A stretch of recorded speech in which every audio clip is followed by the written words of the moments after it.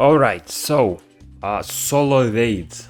These will be coming out to NA and global soon enough. I'm not sure about the exact date, but these will definitely happen. These dropped in Korea like half a week ago or something like that. And yeah, I'm basically gonna explain in the majority of the case of how different they will be from your regular raids, like the ones that you do in 3 player teams. Because the problem with that is because you only have 3 monsters in your summoner, the units you bring will change quite a bit, because you simply cannot rely on your teammates. In that case, you're not able to rely on healing, you're not able to rely on damage, you're not able to rely on buffs. You have to do everything yourself, so the units you bring will also change accordingly. So I'm gonna go for all 5 raids in a row. So we'll start with Foggy, we'll go to Metus, Naraka, Marsh, and finish off with Farakel. And these raids are definitely doable solo. Some are harder, some are easier, but I'll explain the strategies of how you can go about it in just a second, as I've done quite a bit of testing with various teams, what works, what doesn't, whether you're able to skip phases, all of that. So yeah, let's go.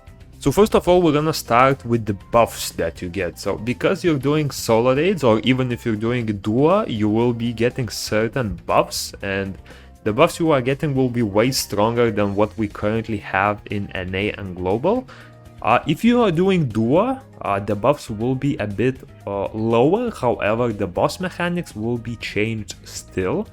So yeah, for Foggy Prison, as you can see, your summoner receives 8.5 thousand attack, 600 defense, HP is around 15k, and your monsters will also receive some stats. This will be of course lower a bit, so 4.5k attack and other tanky stats, and these stats can be seen in the monster overview as well. And now going for the raid itself, as far as Foggy Prison goes, it's definitely not any more difficult, I would say.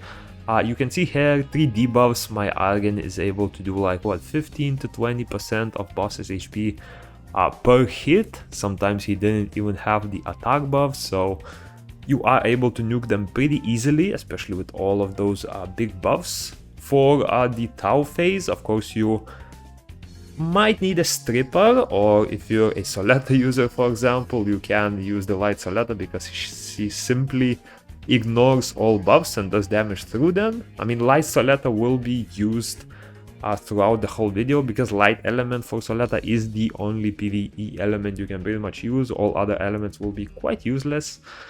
And yeah, for Foggy Prison, definitely nothing too difficult. Bring an attack buffer, bring some damage dealers. Heals are definitely not going to be necessary, and you'll be able to beat it pretty easily. And now for White Shadow Castle. So by the way, remember that the buffs you get from dungeons will differ based on the dungeon, and the further you go, the higher the buffs will be. However, they will not be way more higher than the previous dungeon.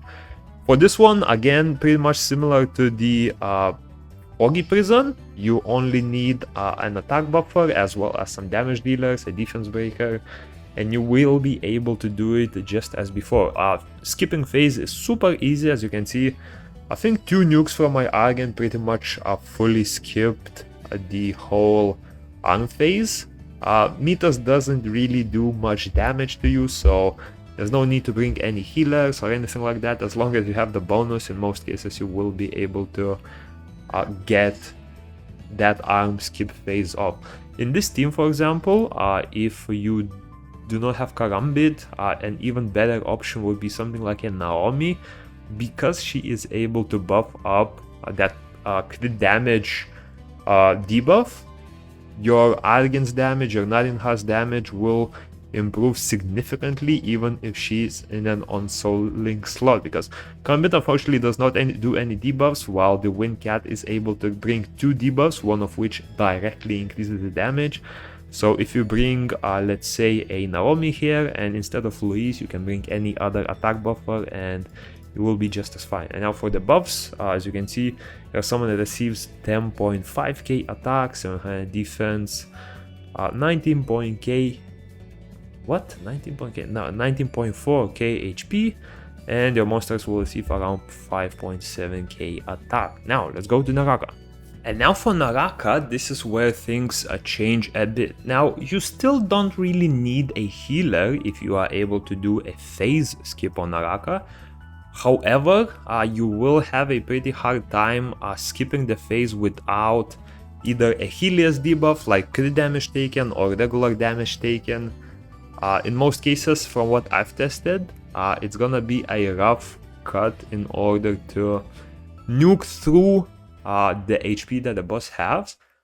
Just for reference, most of the bosses when you're doing solo will have 2 times less HP than the regular 3-player counterparts, but 2 times less HP plus the buffs you get will enable most players to do it solo just as fine. For this one, as you can see, I brought Bastet. I don't know why I brought Bastet. I think I wanted to think of a different team, yeah. But basically for this one, as per usual, you just dodge the circle, dodge any fire breaths if they decide to spam it, and the game winner here is the buff, or rather the debuff from Naomi. Once you drop that crit damage taken down, you are able to do a lot of damage to the boss, which will allow you to pretty easily skip phase. Also, if you're watching this later on and playing on the Soletta, her light element actually does buff ignoring damage on her basic attack, first attack, and second skill. And with all of these debuffs, with all of the attack buff, that crit damage debuff on the buffs, you're able to easily skip the whole minion phase. And remember, this account is really not that good. My Argen has what, 180 crit damage or 190. Most of you will have probably in the 300s, so definitely an easier boss than it would be on solo. Oh, and I realized I didn't show the buffs, but basically for the buffs, I believe your monster get around 6.8k attack, and your summoner gets like 12.3k attack, I think. But yeah, jumping on to Marsh. Okay, and the problem with Marsh is that this dungeon, unlike any other 4 raids, this boss has an ability to do a lot of fixed damage. This means that if you are not running a healer, you will unfortunately not be able to complete this raid. So a healer will be inevitable, yeah, unless you're some insane person who can nuke her in like first 20-30 seconds, then sure, maybe. But for most of us, you will unfortunately need a healer for this, because the damage she deals actually goes through the shield. You're not able to protect against that with a shield, unfortunately. So if you do not heal the first damage that she does, the second damage will quite literally one-shot you. So for this one, I would say this is probably the hardest raid out of the 4 or of the 5 as far as soloing goes. Yes, this is, in my opinion, a bit harder than Farakel was. But yeah, for this one, I highly recommend just going for a healer. Even if you do not have an attack buff, it will be fine. If you have something like an Argen, he is able to self-attack buff, so you are able to time the nuke pretty easily with his level 5 attack buff from skill 2. But if you just take a healer, trust me, the runs will be way safer, and they will still be relatively fast without relying too much on RNG. Trust me, I tried a lot. I tried with Louise. Her heal is simply not big enough to, like, she is able to out heal the damage on my damage dealers, on my Soletta, but she is not able to heal herself up because her heal is only like 22% or something, yeah. And she would essentially need 3 heals in order to just heal herself after 1 nuke. And yeah, as you can imagine, that requires 12 mana. During that 12 mana recharge period, you're not able to do any damage manually because you are just spamming that heal with your monster. So yeah, I would highly just recommend going for something like a Shushu. This will prevent a lot of trouble. You will not be knocked back by this phase, for example, because immunity will prevent knockback. And as you can see, the damage is definitely not an issue. Yes, she will sometimes steal the will runes, but I haven't found any trouble, and this was the first run that I did with Shushu. It went smoothly. I think I was a bit low towards the end, but again, really not a big issue. And the good thing is, Shushu is able to heal herself up back to full way easier than something like a paladin would, because Shushu's heal is, I believe, somewhere in the 32% max HP or something, and she also has some additional heals from skill 1 that she can top herself up. So yeah, definitely go for Shushu or any other healer. Trust me, it will save you a lot of time. And for the buffs, as you can see, 14k attack on the summoner, and your monsters will get, drumroll please, 7.8k attack. Okay, and now the Farakel. This one was definitely not the hardest. I would say probably the second hardest as far as mechanics go, but for the raid itself, it's definitely not too difficult. For the regular phases, I will say that water was probably the easiest. As you can see, I didn't even bother switching which monsters I have. Water phase I'm using Karambit, that really doesn't matter, because even if you have one damage dealer that is able to do a lot of damage, you will be able to nuke through the boss quite easily. Now, the good thing about the towers here, like these little pillars that you have to explode, is they have significantly less HP. So as you can see, the fire one pull does like 50 to 60% of the tower's HP. The wind one actually only requires a single hit. You no longer need to do 2 hits in order to break the wind pillar. So once you get the hit off, you can just run away and focus on doing a lot of damage. Personally, for me, the fire phase was the hardest. I mean, first of all, Argen is wind element, so he's only able to do like 0.5% to like 1% of HP with that second skill. As you can see, the tower, it was full and it gets completely destroyed in a single hit. This also applies to duo as well. I'm not sure about the trio, but for duos, you only require 1 hit as well. So yeah, and there were some nerfs overall. I forgot to mention this, but in Naraka, for example, the amount of minions that are spawning was reduced a lot, and by a lot I mean a lot. Previously you had like good 5-6 waves of minions to each tower. Now you get 1 wave, or rather like what is it, like 2 waves to each tower, but only 3 minions each, and they no longer go all at once. Basically, you get 3 minions to 1 tower. After a few seconds, you get 3 minions to another tower, and there's like 6 waves or total and something. And this also applies to even 2-player and 3-player raids. So it looks like Naraka was nerfed overall in general. But yeah, as you can see here, we're pretty much finishing dealing with the fire phase. The reason why fire phase was the hardest for me is because of those fire pulls. Like usually, once one player dodges, the others can target the boss from the sides in most cases. In this case, because the fire is always targeting you, you have to constantly be running around and you will not be able to do a lot of damage during those periods. But yeah, once you deal with that, we're gonna jump to the wind phase. For the wind phase, this is super easy as well in my opinion. The debuffs can be annoying, but if you have a cleanser like a wind paladin, for example, you are able to deal with it pretty easily. You are able to destroy the tower in a single wave. That is definitely not a problem. The reason I didn't do it here is because I started a bit further away from it, so I just didn't have enough time to run to it. For tornadoes, he spawns the tornado very far away. He only spawns 1 tornado, and those tornadoes move super slowly. So what you can do is basically just run away, wait for the boss to come to you, and leave the tornado on the other side. And yeah, you will be able to deal with that super easily. Again, for the wind phase, I didn't have too much trouble with the damage because my damage dealers are wind and fire.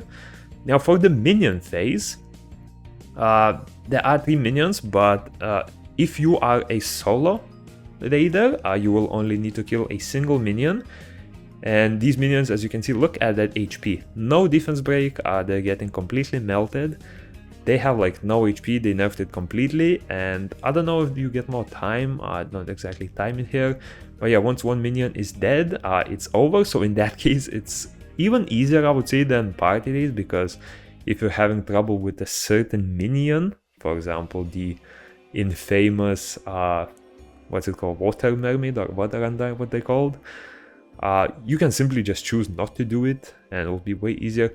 Now this bubble phase is super annoying if you don't have a good healer. I found that Louise is like the perfect counters to it. First of all, attack buff, shield, heal. Then you can switch her other skill and she will cleanse that brand and cleanse all of that electric shock. So that's pretty cool. Again, for the main boss phase, you will need to do a bit of running around. And also, I don't know how you will be able to do these raids on a different summoner. For Soletta, it's not hard because her second skill actually has inbuilt critical resistance.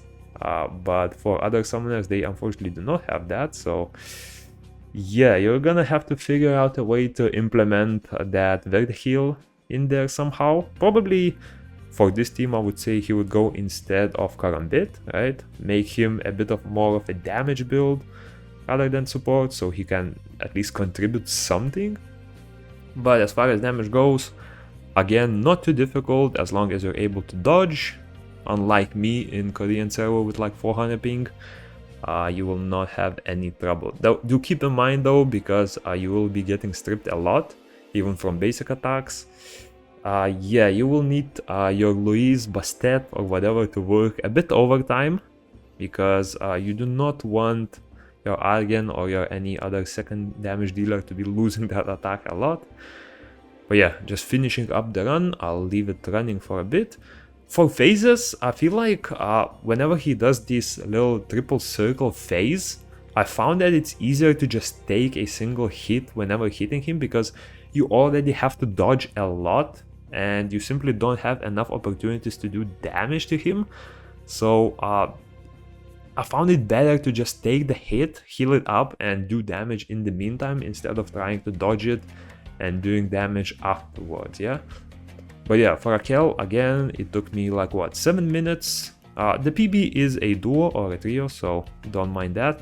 And for the buffs, your summoner gets close to 17,000 attack, and your monsters will get, I believe it was like, what, 9k? Let me see.